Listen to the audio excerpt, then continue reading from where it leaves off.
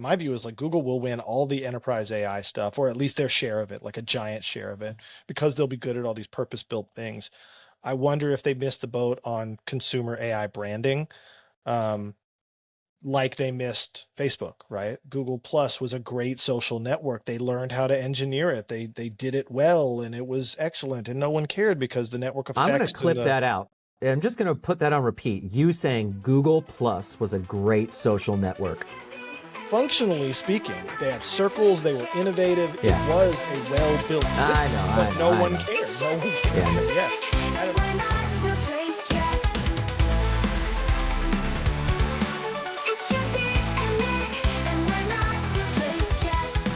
Hello and welcome to Not Replaced Yet, episode 3. My name is Nick Pushkar and I'm here with my brother Jesse. This is the show where we run down all the news in the world of AI, give you some insight on what matters most and why you should be excited. We are building something here at Not Replaced Yet, and we want you to be a part of it. Please like, subscribe, share, and head on over to notreplacedyet.ai to sign up for the email list. Early adopters will get something very special. You have to stay tuned to figure out what that is. Jesse, tell me what's going on with you. What's happening? You know, I don't know what's going on, but I'm excited to be here. I'm excited to get to episode 3. We talked so much about getting past the first few, and now I think we've got some of the kinks out. We've got a couple listeners who have been contributing thoughts, friends and family that are interested and supportive. And so thank you to everybody who has watched and listened, et cetera, so far, and really taken the advice to heart and improving the content. So, and I will say, hold on, I didn't open this up yet. Product placement? Yeah, product placement. I wanted to get, we're not sponsored by Sprite yet, but that's, future goals, future goals. Hopes and dreams. No, I don't know. I'm just excited to continue down this path. And there's so much going on in AI. And as we did last week, we're going to talk about kind of our distilled best, most favorite, I don't know, things that we believe are worth knowing out there because it's so hard to surface it. Before we do that, I was going to share something. I'm going a little off script just because I think it's fun for the intro and it won't take a minute. But did you see this? The tweet by Sam Altman this morning.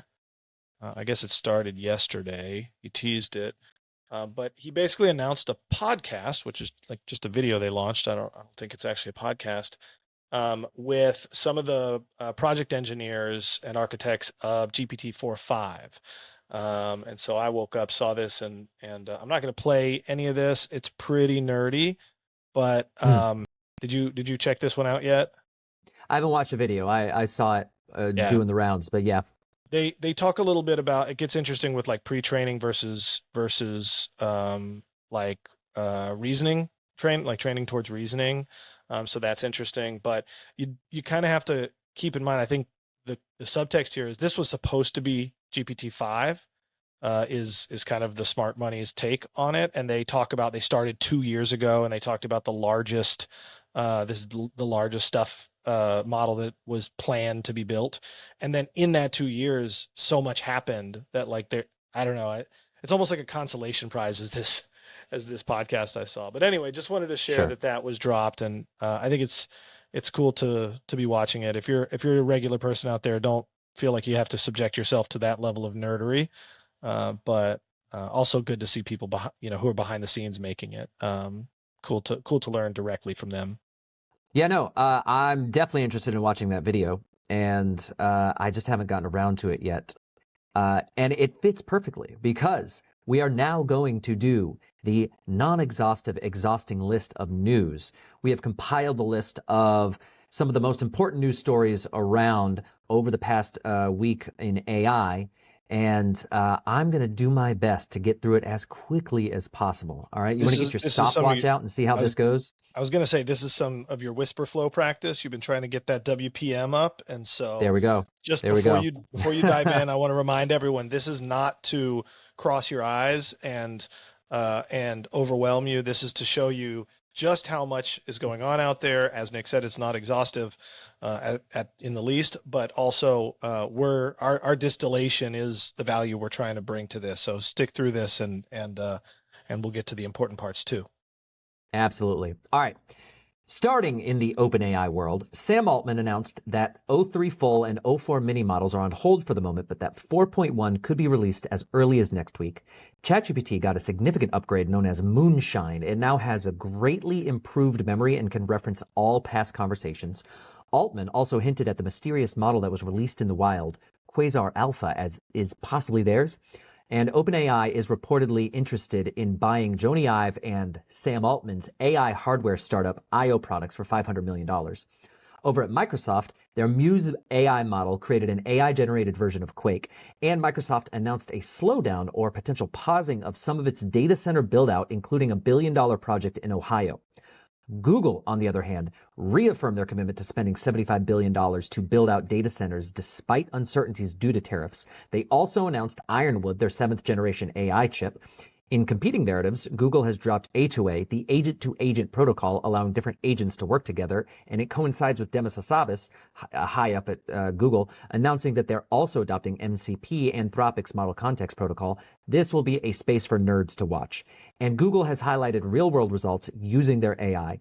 Mattel used Google's BigQuery AI to understand why their Barbie dream house was getting negative feedback, which led to a quick fix and higher sales. Verizon's usage of Google's AI assistant for customer service cut down call times, freed up human capacity, and led to a surge in sales. And Google is partnering with the largest electrical grid operator in North America, PJM Interconnection, to implement AI aimed at building smarter and faster grids. Over at Meta, they launched Llama 4, which is its new group of flagship models, and it includes Maverick and Scout. The largest, Behemoth, is yet to be released, and after the launch, the company has been accused of boosting their benchmarks, which the company denies.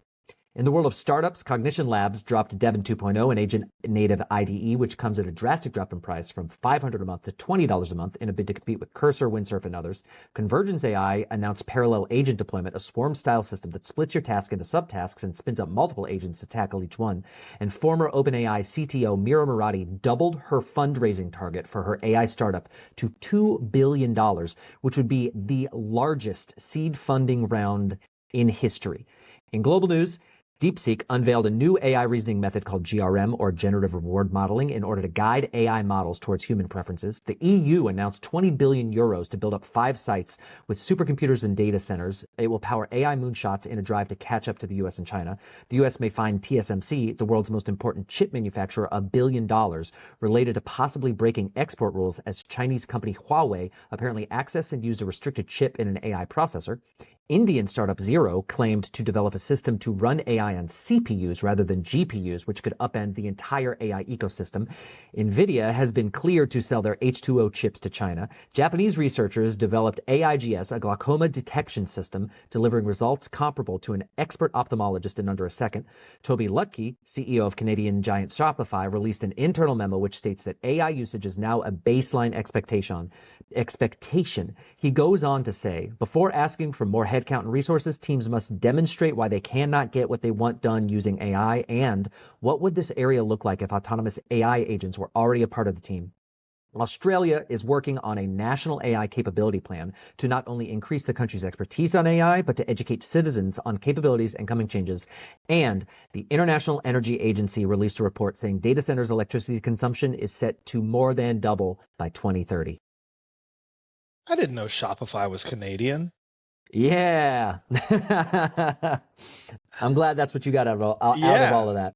that's impressively thorough and, as you say, non-exhaustive. I think Non-exhaustive, which is one the of the crazy part. things, yeah, one of the things that stands out is there, it's this foundational upending and disruption of so many different like dimensions. It's technology, it's consumer, it's B2B, it's geopolitical, it's chip Everything. manufacturing and software and everything in between. It's the full stack disruption. Um, yeah, yeah, just crazy. There was another one that you mentioned in there, and I lost the thread because there was so much. It's like it's Right. how do you really stick with it. And I do think Oh, I, that, I already forgot 80% of what I just said. So yeah, if you're listening and confused, you're not alone. I wanted to put a beat behind it. It's almost like a Yeah. freestyle. I wanted to, Right, right, have right. it turn into some music. Awesome. Well, um, I think I'm curious what you pick out of that to go through. You know what I'm planning to talk about today, but I don't know what you're planning to talk about. So I don't know if that was on You'll find purpose. out. Yeah, maybe it was you were playing it close to the vest. Yeah, you'll find out when it comes. I All think right. it's perfect. This is a perfect segue to our top stories and insights. So, Jesse, what do you have for us this week? What are you looking at as one of the most important things that happened this week? Yeah, yeah. I am really jazzed, and that is a technical term, about ChatGPT's improved memory. Their memory Moonshine. feature, Moonshine is what they called it. I That's didn't, that's what they're calling that's it, code name Moonshine. apparently. Yeah, I didn't see that in the press release. So it's probably an internal name, but basically as a description, then I'm going to share my screen and take you through some examples here. But when you use ChatGPT, and this is more, this may come across as more of a beginner tutorial or introduction to this, because if you've been using this, you understand the deeply nerdy memory features of this assistant, but also like, RAG, retrieval augmented, what does the M stand for? Or G, retrieval augmented generation, I think is RAG. Yeah. And some Retrieval different, like, augmented generation. Yeah. yeah, different ways to give these AIs memory. We're not going to talk about that nerdy side of it today. I'm just going to kind of like I hope open some people's eyes to the value of improving memory in AI, and the value meaning how much more applicable the AI becomes in your life, how it can become more and more and more of a partner. And we just did a live on Friday about the agentic nature, about agents and those kind of coming online. And memory is a big part of that because it's coherence between yesterday, today, and tomorrow's interface. And it really opens up personalization. So let me share my screen, and we will take a look at what has been launched as of yesterday, I think, yesterday or the day before. Um, I know it's in 4.0, and 4.0 right now is my go-to everything model. It's the like all-in-one. I'm not using it for coding. I'm not using it for I don't know, but 4.0 after this last intelligence upgrade, I'm just very impressed by it. And it's fast and it's cheap in the API. And anyway, so I'm in 4.0, and if I go to let's see, where is it? They hide it here. I have my two accounts, my customized ChatGPT. You can put in what you want someone to what you want the ChatGPT to call you. You can put in custom instructions, which we might do some content on because there's really unique and creative things you can do in custom instructions. And I had this special instruction for my memory. It said, "For my memories, please remember things I instruct you to remember, and also things that are related to my family's and friends' preferences and key dates, high level work and personal projects, and underlying worldviews to better tailor our interactions." So I was giving it custom instructions of what I wanted it to remember, because when I didn't give it custom instructions and I went back through and I reviewed my memories, which are also, you can look at your memories in your settings. And so I would recommend you do that if you're a ChatGPT user. Check out what it's remembering about you, and then you can steer that a little bit. But what launched yesterday or the day before is that now ChatGPT remembers all of your threads with it, so you actually don't need to specify what it can memorize, because before it was a fairly finite amount of memory, and I don't know if it was like a certain number of memories or a certain character length or megabyte total or whatever, but ChatGPT would only memorize a small amount, and the rest was just kind of lost to the next thread. Now, that's not true. So let's say, Nick, give me something that we should ask it to remember. Give me a date you have coming up in the near future. Um, We're going to Denver at the beginning of May. Yeah. So I used that as my example last night when I was testing this out. So it already does know this, but I'm going to go ahead and try it. So it's like, um, suggest some things to do, uh, In my during upcoming my trip. upcoming trip, right? And it should know because yesterday I said Nick and I are taking our dad for his 70th birthday to a Jack White concert in Colorado and Denver, these dates. And let's see, it should remember that. I didn't tell it to remember that. Oh, look at that. It's not answering. Let me see. Yeah, so after it didn't succeed, like asking it, didn't I tell you about the upcoming trip? You did. So I did have to give it a little bit of more prompt to remember, right? It didn't Interesting. just guess my trip, but it talked about Denver, it gave me the dates, and let's build a short and sweet itinerary. Give me some dining options, outdoor scenic, I don't know, snooze, an AM eatery, legendary breakfast. So yeah, the memory piece. Um, so that is one way that I think scratches the surface of what's possible because it just gives more breadth and depth to my interactions, and the personalization really winds up mattering because I want to ask what the weather is and get a real answer. I want to ask, what dates are coming up. Like, am I missing any friends' birthdays or things like that? Right? These are things that can help you in your just day to day life. I've always wanted this, and I assume I can do this now. I don't want to set reminders in the future. And I'm curious if this resonates with you. I don't like setting a reminder in the future to like change my oil, right? I need to change my oil in 3 months, so I'm going to go in my calendar in 3 months from now, put a reminder there, or even I'm going to tell Google, which never gets my reminders right, to remind me in 3 months. What I want to do is tell my assistant, hey, today is when I got my oil changed. Just remember I got my oil changed on April 11th or whatever, right? And then in the future, I can just say how long's it been, right? My query is always backwards looking because I'm not trying to remember when I need to do it. I'm trying to remember when the last time I did it was. And maybe that's just me, but I want my reminders to work in reverse.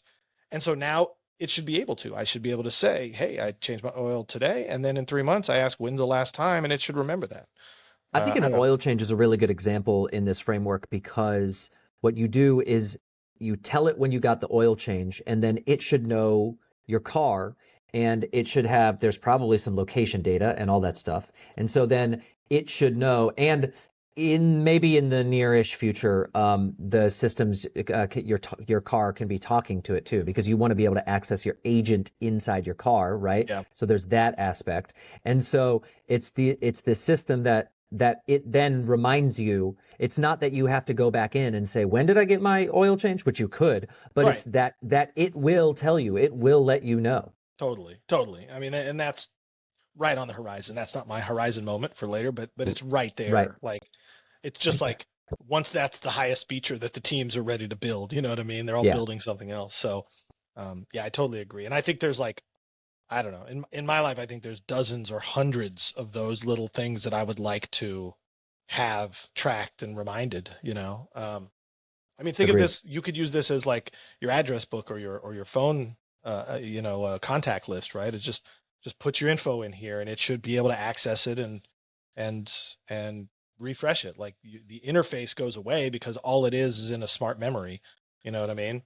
Yeah. Um, so I wanted to share another example here that I got really excited about. So I've been kind of saying how important memory is for a long time, and I don't say that to like pat myself on the back or think I'm early. Like other people have said this too, but I've been so excited about this feature because I just see the class of things that it opens up beyond just simple memory. When you scale memory over time, now new tools kind of inherently like emerge. They're emergent properties of the use cases of these LLMs or these AIs. And so one of them is morning routines. Okay, I've been thinking a lot about morning routines. I'm trying to have better habits, as all of us always are trying to have the best habits they can.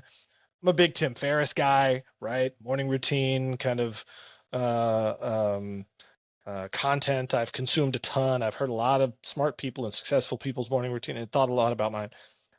I wanted to think about how to use AI in my morning routine. Are there ways that AI can help me um, get back up to speed, reprioritize, remind myself to be grateful, to show gratitude, all of those things that are kind of integrated into a morning routine. I wanted to see if AI could help guide me or provide other value, right? And so when the memory feature dropped, that was one of my first ideas was like, how can we do better morning routines with AI now that it can remember what yesterday was? And so I am going to ask it to please detail, please detail my new approach to using AI in my morning routine. Since I was brainstorming this with ChatGPT after this feature dropped, I get, it knows what I'm talking about right here. One little sidebar before I submit this prompt. Um, this does work retroactively with your old memories, but it does not work retroactively with your old chats. So if you had a conversation a month ago and you told this some, private detail, or not private, just personal information, that it would not be able to recall it like this. When you opt into this feature now, it's all the chats going forward. So I had to look at that because there was some confusion when I was testing it out. All right, please detail my new approach to using AI in my morning routine. Here's a detailed outline of your new approach using AI, your morning routine, built around habit formation, strategic focus, and content leverage. Core concept is turn ChatGPT into a daily assistant that remembers your priorities, et cetera, et cetera.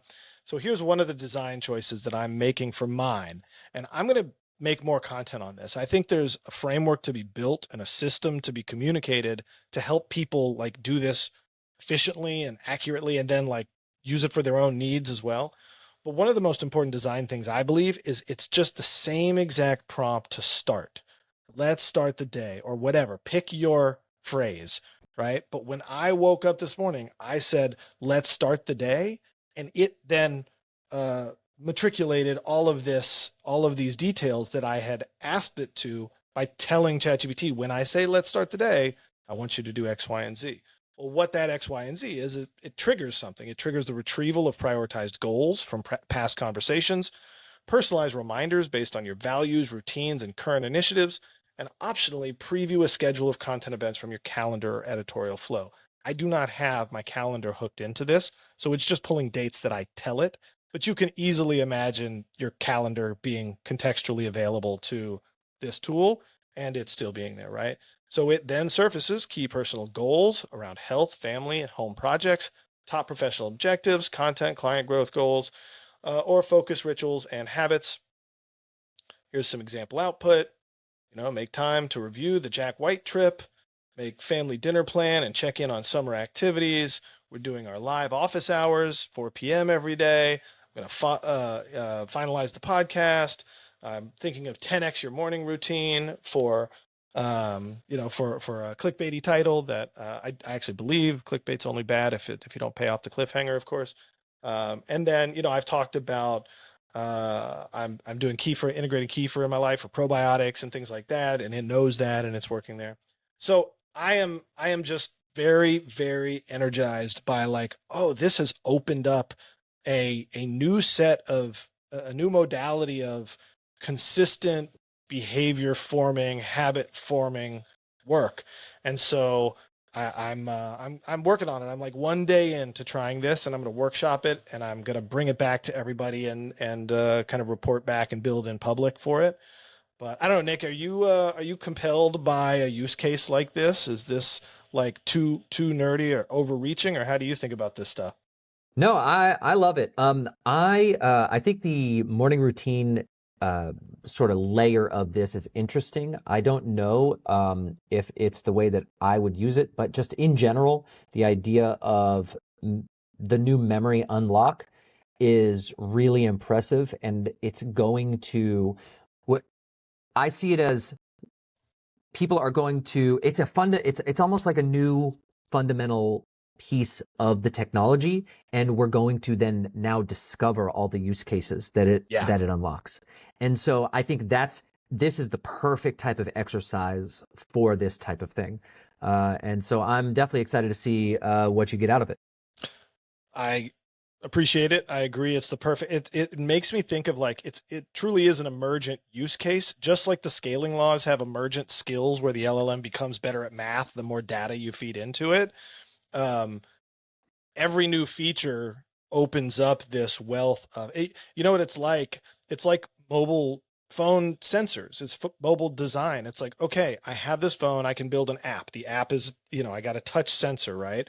And so I can Hmm. build a touch. Once you put the accelerometer into the phone and you can actually build things that are orientation aware, well, that opens up a whole class of new things. And so this is Absolutely. all like software superpowers that then open all this up.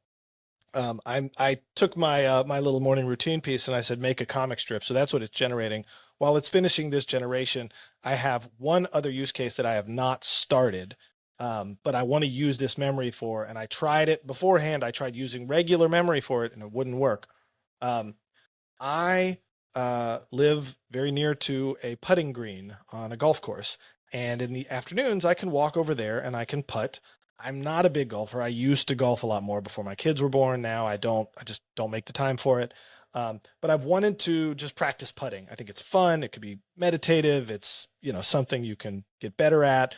And so, what I wanted to be able to do is have my earbuds in, right? Have a conversation with ChatGPT, and every evening I go and do 20 putts or 40 putts from different distances. And I am just reporting back my best of five. Like in sets of five, I made 3 of 5, I made 4 of 5, and just kind of codify that. And I want it to track my progress over time. And this should now be able to do it, right? It should be able to say, okay, I see your scores Monday, Tuesday, Wednesday, Thursday, Friday, and I can give you, a progress report. Basically, you've improved 5% or whatever. But I don't know. I think in the exercise of learning how to integrate these tools and let them work for us, right? And maybe that's like an important mantra to like a flag to fly for our podcast and our brand we're building is like we want to have the AI work for us in all aspects. If it can help this aspect of my life or my job or whatever, like yes, please. That's what we want to illuminate and elucidate. So I want to see this. I haven't even looked. Okay, so 10x your morning routine with AI. Here's me with sleepy eyes and a cup of coffee. Good morning, Jesse. Here's your focus for today: podcast, work, family, wellness, and Kiefer. The big five. The big five. Big five. Uh, and it gives me these on the back of my laptop, apparently. And now I'm energized and ready to go, supercharged by AI, daily habits leveled up. We got good social content here, you know? Maybe. I don't, yeah. All right. Good enough social content? Well, we'll see what Yeah, numbers it does. exactly. Yeah, the metrics Yeah. numbers don't lie. Well, all Yeah. right. Well, so that's my big rant, my soapbox. It is ChatGPT's memory upgrade. Just opened up an entire new class of superpowers that you can build into your daily life, whether that's personal, professional, or anything in between. Nick, I'm going to stop sharing, and I am very curious what your focus has been on this week. All right. All right. Um, Oh, wait, hold on. I I'm sorry. I tossed to you and I got to ask a question. all right, shoot. Before you do that, or after, you choose, you've got to show the Baxter and Lane video because we showed it on the live, but Sure. I think here We'll it close has out to with have, that. yeah, We'll all right, close out with close that. out with that. All All right. right, go All ahead. right. So, here's what I have. My headline for this past week is From Dormant to Dominant, the Giant is Awake. All right. Sundar Pichai reaffirmed Google's commitment to spending $75 billion to buy chips and build data centers, saying, quote, the opportunity with AI is as big as it gets. My point here is that Google is now awake and it is sprinting across every sector of the AI landscape, and it is putting we're going to see more and more market pressures coming from Google everywhere. And so I wanted to elaborate on what I said in the exhausting, non-exhaustive list here. So Google's capex in 2023, the capital expenditure that they put out for all the things that they were working on was $32 billion.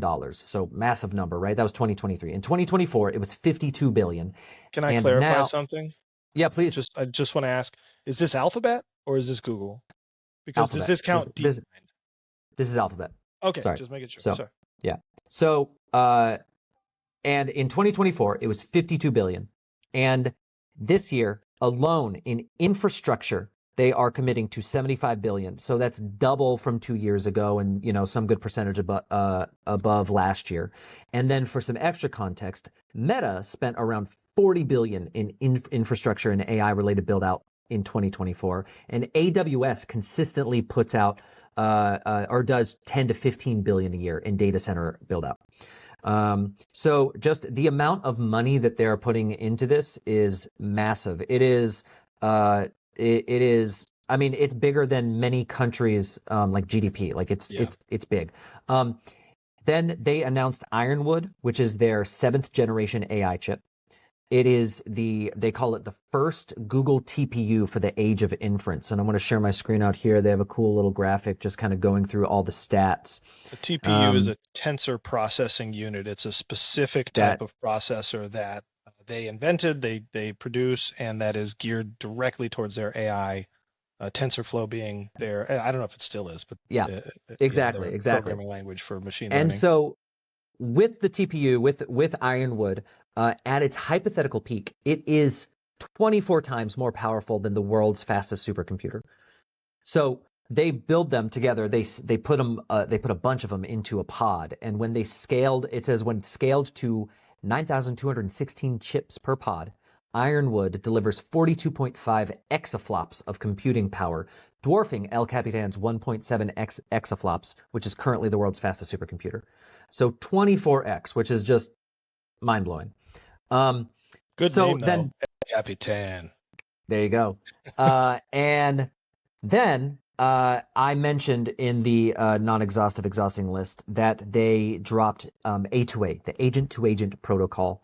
And so this is a protocol that supports, or it has support and contributions from more than 50 partners, including Atlassian, Box, Intuit, LangChain, PayPal, so many more. And AI agents, something that's super important here is that I see AI agents as the natural progression of AI progress in general. Well, let me say that again. I see AI agents as the natural progression of AI for useful activity. I don't want to just have a back and forth conversation. I want to be able to give my agent a task and then have it succeed flawlessly. So it may have to go and perform like 423 things to do my one single task. And that I see that as inherently involving other agents. And so this protocol is super important. An agent needs to be able to reliably talk to another agent. And this is on the back of MCP becoming a standard protocol. And so that's super exciting. And then there is this other aspect that's a little harder to capture in a single story or anything, but really it's just something that I'm seeing is a general vibe shift amongst the nerds and the early adopters and the like Google is getting way more street cred right now. People are excited about Google in the AI space. People are shifting to Gemini Pro 2.5 for coding over Claude in some instances, and it is just completely different than how people were talking about Google a couple of months ago in this space. So there really is a shift, and that's interesting. I agree with the shift, and I'm curious how, like, the coding piece is such a great benchmark for that perspective because it's just going to be real. Developers don't got no time for nonsense. Like if they can use a better model, they will. There's like very little brand loyalty, especially at this stage. And so like if Google's is good, people will try it and they will report back, and that will be a real, because otherwise I still have miserable experience with consumer grade Gemini on my phone. It gets it Yeah. wrong. I'm integrated into all the Google apps and the Google Sheets. I tried to use it to sort through some data in a Google Sheet, and it tried to install NPM packages in Google Sheets. It was like it didn't even understand. It wasn't like it was trying to go rogue. You know what I mean? And so like how Yeah. aggressive Google's being. I'm not trying to like steal your session here, but I just like I'm waiting for that moment where I'm like, oh, now I've had a good Google AI experience, you know? I think we will be talking very differently about Google by the end of this year Yeah. in its consumer product space. I very much I that's my prediction. And so you know, I'm happy to be proven wrong there. But that is definitely my prediction. So um and then the final thing, I want to sort of tie it all up in a bow and reiterate something I said earlier, which is Google has highlighted real world results using their AI. So, I mean, think about it. You can build out all this infrastructure, you can create novel technology, but the real metric is how does it impact the rest of the world? And to me, it brings up the criticism of VR and maybe crypto over the past decade. Mhm. You can see some benefits, and there are certain things that you can talk about where those industries, succeeded, where they failed, whatever. But AI is actually showing real world results in better experiences for human and increased sales for companies. You had Mattel and Verizon, the examples I gave there. You have PJM Interconnection that's looking to succeed at building smarter, faster grids, and that is truly just like barely scratching the surface of real world results that are being had by not just Google but AI in general. And so to me, that is why, I mean, it's so obviously the real deal. It's Mhm. it's it's here to stay, and it's going to be the most important and fundamental technology maybe forever. Yeah. Yeah. I agree with just about all of that. The only watch out, and I'm just repeating myself, but I think my view is like Google will win all the enterprise AI stuff, or at least their share of it, like a giant share of it, because they'll be good at all these purpose-built things. I wonder if they missed the boat on consumer AI branding, um, like they missed Facebook, right? Google Plus was a great social network. They learned how to engineer it. They did it well, and it was excellent, and no one cared because the network I'm going to effects and clip the that out.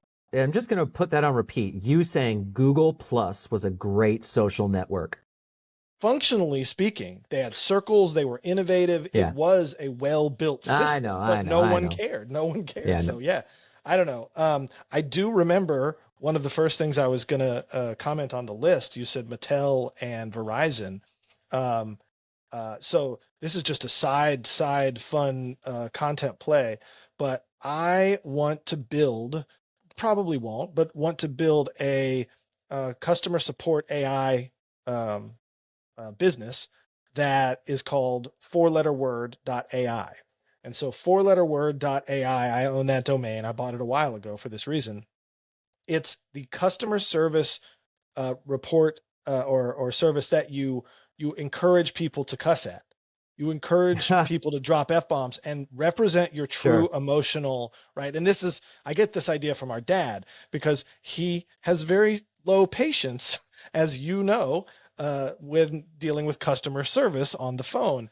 And so, like, he's trying to hold in his anger like so many of us are when we're dissatisfied and we're not getting good customer service.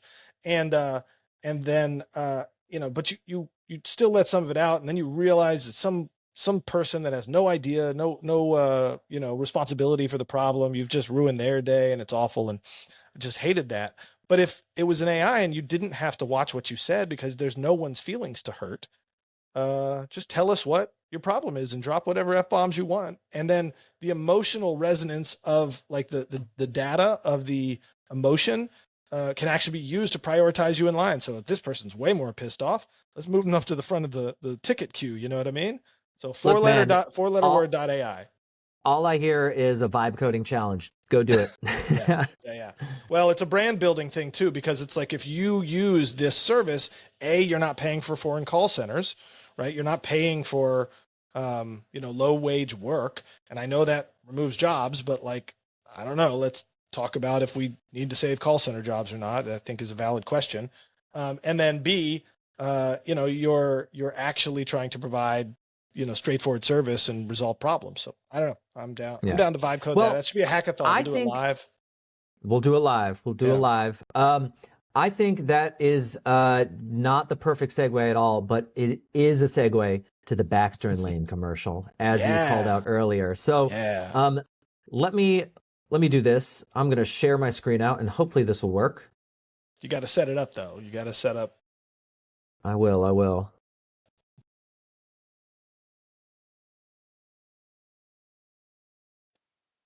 Here we are. This is Baxter and Lane, the commercial. As you see the title down here, AI lawyers are here for you. So this goes back to Jesse and I were talking about creating an AI video challenge for ourselves. We were getting excited about the ever increasing feature set in the either text to video or image to video creators. And so we wanted to do it for different industries. And we talked about it.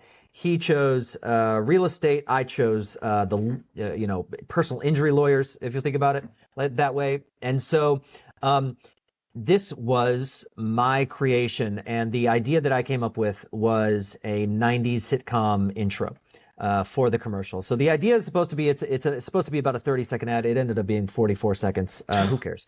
And so this was created with ChatGPT creating the initial images. I put those images into Kling and Runway. And I kind of use different outputs because I found that each one is better at different things. And then the theme song was created by Suno, which is text to song AI creator. And did I use anything else? I think, and I edited it all together with CapCut. And CapCut has some baked in AI features, but all right, I'm going to play the commercial here.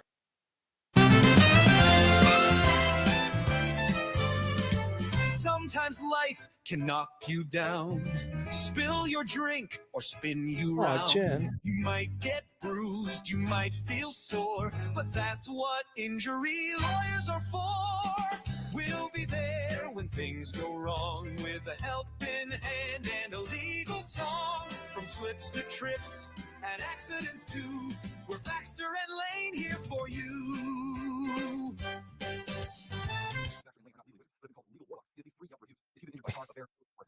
Call now.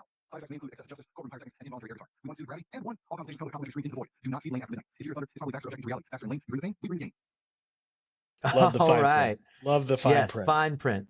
All right. And I did forget one AI service I used, which is 11 Labs for that voiceover at the end.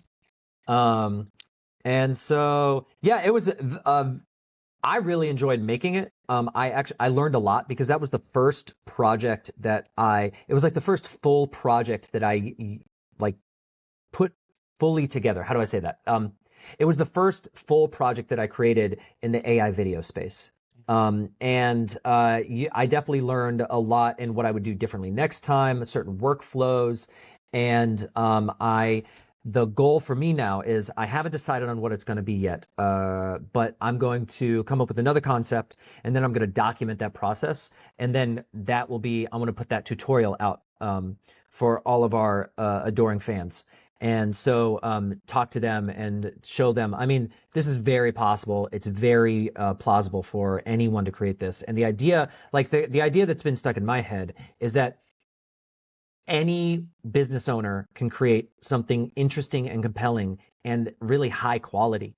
And they have a lot more tools at their fingertips than they know about. And so this is part of that, is trying to just get the word out that this is possible for people to do. Yeah. I love it. I think it came together great. My real estate piece is I have two really solid ideas, but haven't had the time to be able to build them out, but I'm excited to do it. And two editing notes that I would give you just to like edit out loud here.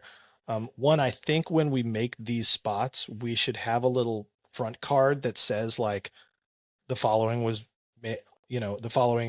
an AI commercial or something, because I think if someone just sees that and they don't know what it is and they're not in the market for a lawyer, you got to get to like 15 or 18 seconds in before the joke hits.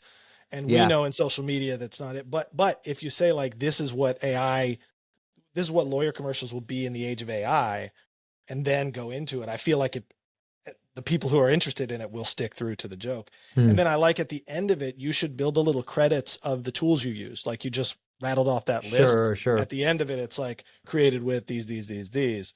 Not just to educate people, but as we were talking about it, like I'd like to engage with these companies. You talked about interviewing people from different companies you've worked with. Like if we're making content with their tools, they'd like to see it too, and we're promoting it, obviously. So Sure. anyway, I think this is really valuable stuff to be making and fun. You know what I mean? It's like it doesn't feel like Yeah. work to me. That didn't feel like work to you, I don't think. No, no, not at all.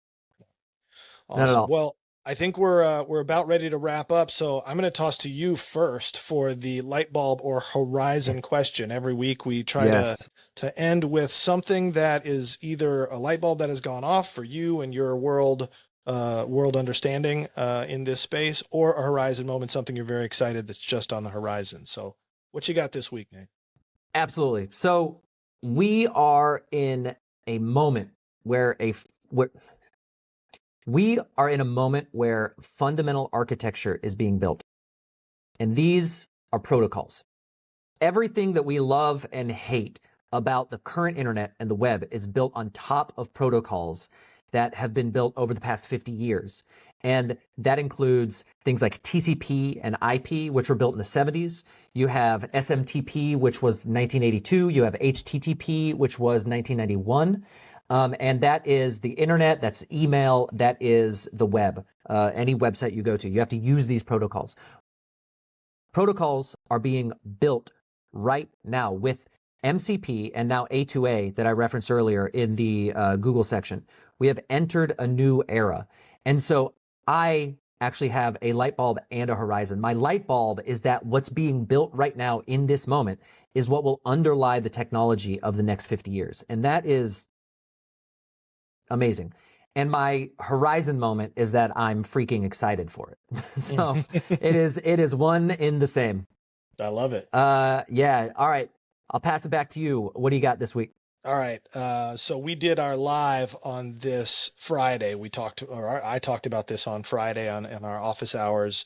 My horizon moment, it's more horizon than light bulb because I understand the implications and what's coming. I'll have the light bulb when it actually works first. So I'm going to share my screen just to show this last tab. Um, if anyone did go back and check out the live, you would have seen this example. But I'm going to share screen and share entire screen. And there we go. So this is GenSpark. GenSpark is an agentic platform. They have a bunch of different ways to use AI to do things. For the uninitiated, an agent is like an AI that does stuff more than just chat with you. If you take the very short layperson's um, definition. But I used this call for me agent to try to find the closing time of a restaurant, right? I don't want to call the restaurant. I don't want to look up the number. I don't want to talk to someone I don't know, et cetera, whatever your reason is, but you can have this call for you. I'm not going to do the full demo. If you want to see the demo, go watch Friday's live. That was April 11th, but it didn't quite succeed. It worked. It called the restaurant and it asked what time the restaurant closed, but it did so too slowly. It was just not there, and so they actually hung up the phone before it answered. But that's why it's not my light bulb moment. When it works, it will be. It's going to go bing, bing, bing, bing. But right now, it's on the horizon because I see like, okay, from a single interface, I now have this remote control that I can send out into the world to get me information and to interact with the world and just all of the things that I don't want to take cognitive load to do. It's not that I'm worried about calling this restaurant. It's just it doesn't really matter. It doesn't need my attention, yet I can still do it with an agent like this. So Horizon moment is just the expansion of the agentic tools as they integrate into these assistants. It's right around the corner. I love it. I am also very excited about agents and the coming sort of feature unlock in that space. So totally agree. Well, uh, at this point, I just want to remind everyone that we are building something big with Not Replaced Yet, and we want you to be a part of it. Please like, subscribe, share, and head over to notreplacedyet.ai to join the email list. Early adopters are getting something special. You have to stay tuned to find out what that is. I am Nick Bushkar. Jesse, it's been a good episode. Yeah, I And think so. yeah, we will talk soon. Peace.